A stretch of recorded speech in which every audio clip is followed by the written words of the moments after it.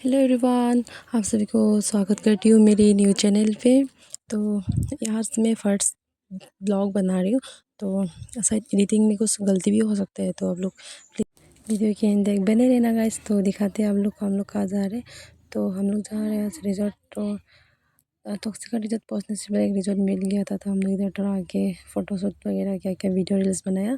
तो फिर दीदी बहन लोग पूरा रील्स बनाने में बिजी था। और पहुंचने के बाद हम लोग दिगारू पहुंचा। दिगारू में थोड़ा नहाया। नहाने के बाद फिर उधर से निकल के हम लोग टॉक्सिका रिजॉर्ट गया। तो गाइस, ये है टॉक्सिका का मेन गेट।